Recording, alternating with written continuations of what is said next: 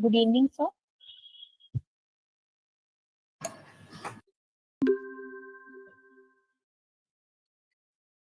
Samir, sir, good evening. Am I audible?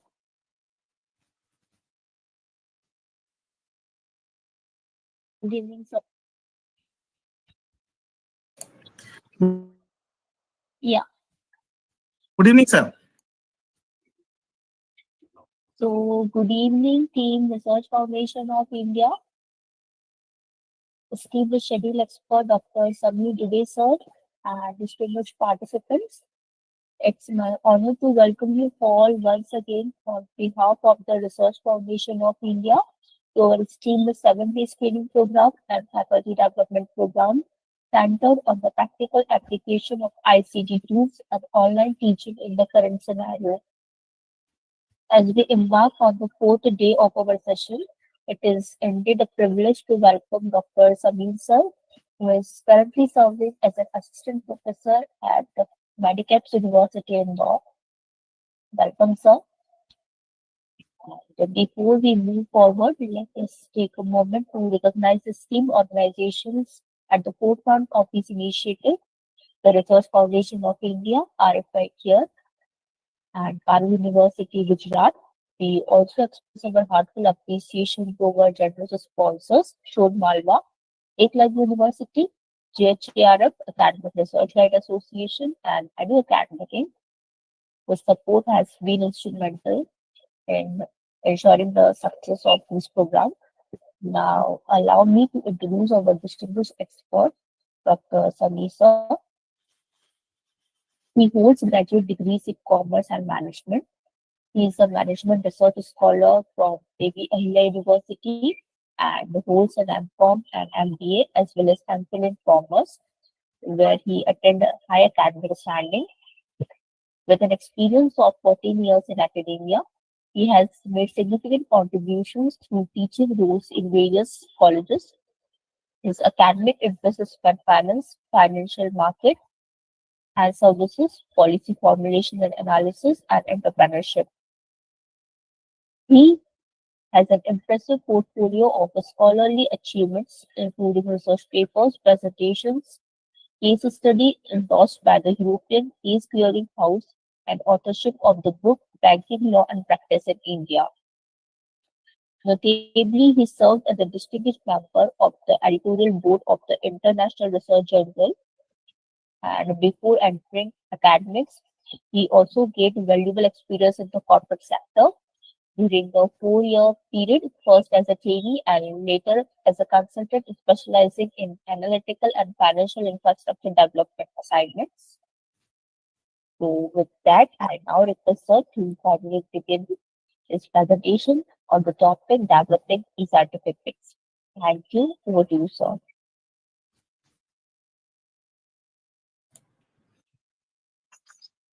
Thank you so much, Dr. Neha Jain, for such a crisp and beautiful introduction of mine. I believe I am completely audible to everyone. Yes, Is it clear? yeah. Okay. So,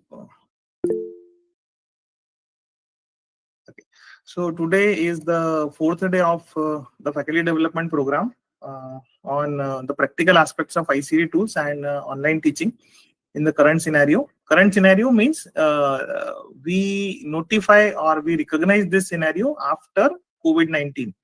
So this is post 2020. For the last 5 years, we have been witnessing lots and lots of changes. Nowadays, earlier people talking about learning management system, LMS, or online lectures, or all those kind of things, or online academics also. So that was really that was not actually a talk of the town. But nowadays it is not only reality, but definitely maybe harsh for someone. But yes, it is a reality, and nowadays we are working for in such a direction that our universities, our colleges are now accepting and adopting learning management, different kind of learning management systems, online learning management systems, as well as they are equipping their faculties and their staff, and they are, in a way, they are moving towards the artificial intelligence age. So in the very same thing, like we are continuously we are continuously organizing different kinds of programs online, as we are also witnessing the one over here. So similar kind of programs, similar kind of research conferences, and different kind of meetings, gatherings we used to conduct online. At times it happens that we need to give some or other kind of certificate for the same, and then it is best of the thing that somehow the person, or who is the participant in the in the function or the program, he or she should get the certificate as soon as they are submitting their feedback forms. So now what we are working upon is, or now what we shall be working upon is, how all these people can get the certificates online. What is e-certificate, how it is generated, what is the basic concept behind e-certificate, and the generation of e-certificate, the process, what is the concept behind the process e-certificate. So I believe that uh, all of us, we might definitely have heard about two different kind of applications. One of them is MS Word, and the second one is MS PowerPoint. So same kind of application we shall also be using for generation of the certificates.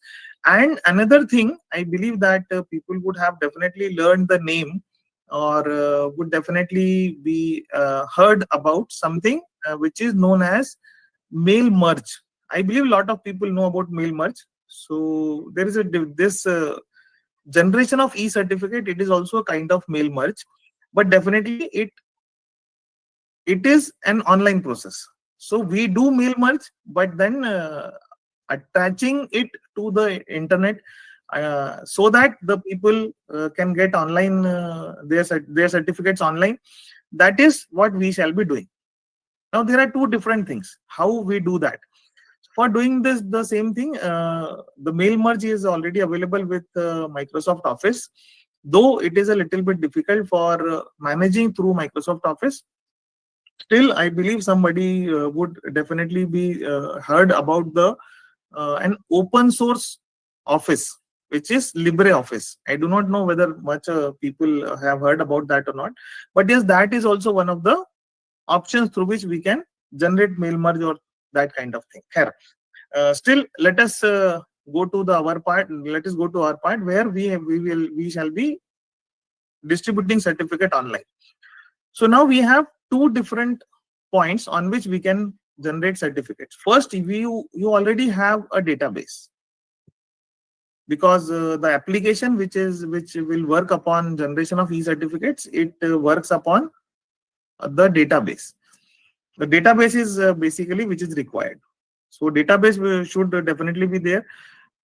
Now you have two different options. Either you can create a separate database for generation of e-certificates, or you can use the existing database for generation of e-certificates. So both these things one can do. If you already have a certificate, if you already have a database, like you have already conducted a workshop, you have already have conducted a conference, it is like 2-3 days back you have conducted a conference, and now you have to give the certificate. So you already have the data, you can give certificate to the people from there as well, from the existing data. There can be an option, if somebody is going to conduct a kind of conference, kind of workshop, or kind of seminar, webinar also, and you want to distribute certificate in such a way that somebody is submitting their feedback to you, and he or she would be getting the certificate, that also can be done. Now there are two different applications which we generally use for generation of e-certificates. First one is integrated with the Google. I believe that you all people would be knowing about Google Forms.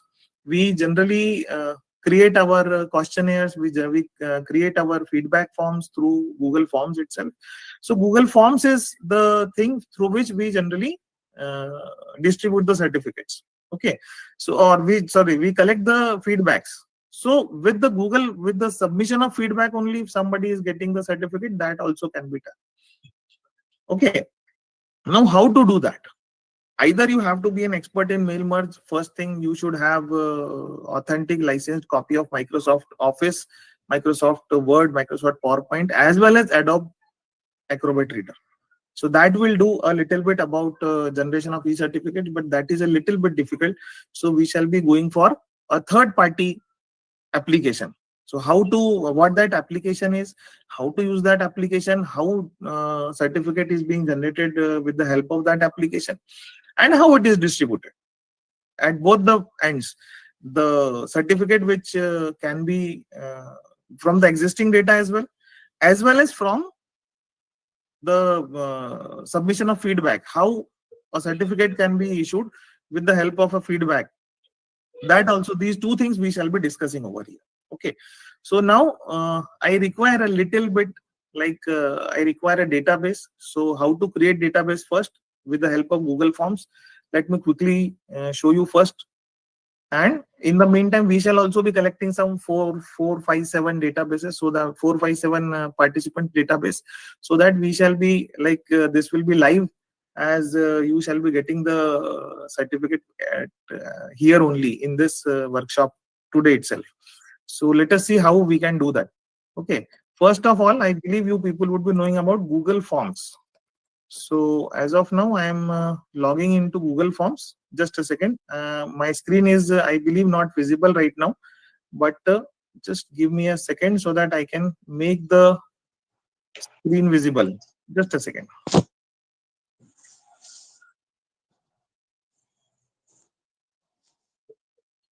One more thing which I would like to inform all of you, that for the last few days, or more specifically for last few months, Google is also evolving day by day. So when Google is evolving day by day, what happens is the settings used to change. The Google Forms, its settings used to change. The one which I learned earlier, and the one which I shall be showing you today, are two different kind of Google Forms. But definitely, as being teacher, being student, it is our responsibility to keep on learning. So we generally used to learn. So you also need to use the very same application again and again, so that you will be able to understand what exactly are the changes, what updations, upgradations are being done in the Google Forms or the connected applications that we shall be using, so that you can be acquainted with and you can keep yourself in pace with the changing technology as well. Otherwise, say after once you have completed this workshop, and after say 6 months, you will have to use the tools which you are learning over here. Maybe possible at that time you won't be able to do that. So I believe you all people know very well about the renowned story of Karna in Mahabharat, where he forgot to use some of his weapons. Okay, so what you need to do is, first you have to log into Google Forms. Okay, let me show you. Let me share my screen first, so that you would also be able to see how I am working on it. Okay, yes. I believe you people can see the screen now. This tab, Google, it is visible to everyone. And there could be some sort of like data issues. So please allow me to switch off my camera. I believe that I do have the permission to switch off the camera as of now, so that like the data won't affect the quality or our lecture. Okay, so I'm switching off the camera. Now let us go to this Google form. Oh, sorry. What you need to do is, either you have to log in with the help of Google Forms. So you can write Google Forms as well. Alternatively, you can write directly. You can write forms.google.com. So you can, either of the ways you can use. Okay. So you can go up with Google Forms. So Google Forms you have written, just click on the very first one. This is Google Forms. You need to sign into Google Forms. As of now, since I have already signed in, so it is showing as if I am signed in already, although it is signing in as of my professional account. Give me a second so that I can sign in with my personal account, so that it would be easier for me as well to keep the track. And Just a second. Okay, now it is not allowing me as of now. So we shall start off, or we shall continue with this only. So okay. So what you have to do, you need to create a blank form. Blank form, and let us give it the name. You can give the name from here as well, from these two places where you can give the name of the file, and these two things can be different as well. So let us give it the name first. Okay, so let the name be like ICT workshop also. ICT tools workshop, and let it be like please, I believe that you will be allowing me to do some sort of some typing or typo errors, because I am doing it in a hurry definitely. But yes, the pressing of keys is a little bit like the order may be different. So ICT tools workshop, this is form that you have to prepare. So this is the form. Now email, if you want, definitely we require email, so a valid email address will be required. Then the first question, let the first question be full name. Okay, so full name shall be over here. So full name will be the first question. Second, like there could be other questions as well, but what I am doing right now is I am just keeping the questions which are required for generation of certificate. As of now, you can have as many questions as you want. Like feedback form will definitely have some 5, 7, 8, 10 questions or so. So you can have that, but there are certain questions which you must keep. Email is one of them. Second one is full name, and full name shall be in short answer. There are different options available, but as of now, since we are not working upon Google Forms, so you just remember that we shall be using short answer for the name. The next question which we require would be the college or university, whatever you call it. So as of now, I'm writing college or department, you can say, but college would do. So I'm writing, as of now, I'm writing college. Once again, short answer. And then the third question you can write is the city, or you can name the place wherever someone belongs to. Just need to write down the city also. So you can write down the city, name of college, name of city. This is what you need to have in the question, at least questionnaire, so that, or in the feedback form that you can have. Okay, now what you need to do, you need to publish it first. Those who are new to Google Forms, for them I am giving just a quick brief, not in a detailed manner, how to use the Google Forms. That can be a different it could be a complete session. So what you need to do, I believe you can see on the top right corner, publish button is over there. So until and unless you publish it, it will you won't be able to make you won't be able to share it. So you have to publish it first. So go to responses. There you can see as of now no responses are there. You have to link to sheets. On the top right of this, you can see link to sheets. Click on link to sheets, and you can see that a new pop-up has arrived. I believe you can see this pop-up. A pop-up can be seen, I believe. Select destination for responses. So where all these responses shall be stored. For that you need to create a new spreadsheet. And on the top right corner, you can see create is written over there. I just need to click on create. Is it visible to everyone? Yes, sir. Okay, thank you so much. I will be happy if you people just keep on a little bit of responding to me. So this is how I believe this. Yeah, okay, yes, this no, this, just a second. This is not visible to you. Now it will be visible to you. Here it is. So this is the form, and this is the sheet which is created with the help of the form. When I clicked on this is the form. Is the form visible? No, form is not visible. Just a second. Here it is. No, sir, no. Now is it Yes, sir. visible now? Yes. So on the form, on the top right, on the very first line where zero responses are written, on the right hand side, Yes, sir. it was written link in sheets. I clicked on link in sheets. It created a new sheet, and here is the new sheet. here is the new sheet that is being created with the help of this. Okay, so you all your responses shall be stored here only. You can see this untitled form, but responses written over here. And this is because we have not given any name. So you can give the name ICT Tools Workshop. Once you click over here, it automatically will take the name on the top left corner, ICT Tools Workshop, that you can write. Then once again, let us go to the Excel sheet or Google Sheets. It is Google Sheets. It is very much similar to MS Excel. Only thing is, all these things are online. With all these are stored with the server of Google only. So here your all responses shall be seen over here. Whenever we create a form, whenever we float the form and we'll get the responses and will issue the certificates, these spare columns, these columns shall be used. Okay, how they will be used, that I'll be showing you in a short while. Okay, so this is the form. I have published the form.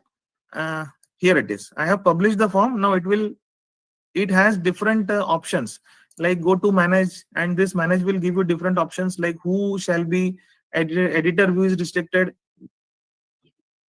It depends upon you whom you want to become, whom you want to add as an editor or so. So as of now, I am not keeping any kind of restrictions. Anyone with the link can fill up the form. Otherwise, filling up the form, it will also be a challenge. Okay, so this is what I am doing right now. It is editor's view over there.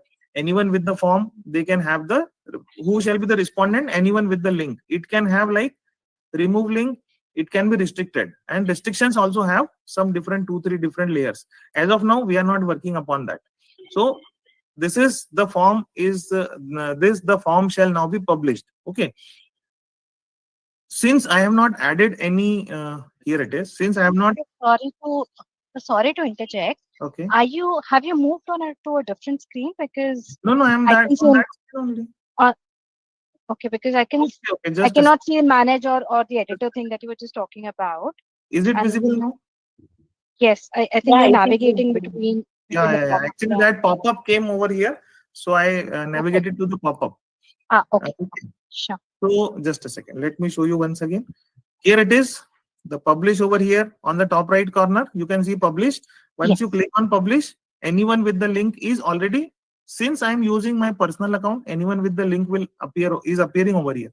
Otherwise, when I would be using my official account, it will show whether only with a specific domain name, only those people would be able to submit the feedback. So it can happen that if you want to restrict the link of the form to your college only, your university only, so it can be restricted as well. So that domain specific people will only be able to fill the form, no one else. As of now, I'm not doing it. Just click on manage and you will find that a new pop-up has arrived. I believe that you can see this pop-up now. So now it is editor's view is restricted. You can allow anyone with the link to be the editor. We do not use that. Anyone with the link can be the responder as well. So as of now, I'm using anyone with the link so that anyone can be the responder. Otherwise, this restricted view can also be there. So in case of restriction, what will happen? Anyone in case of restriction, only the people with a specific type of email ID or a specific extension of email ID, they will only be able to see it.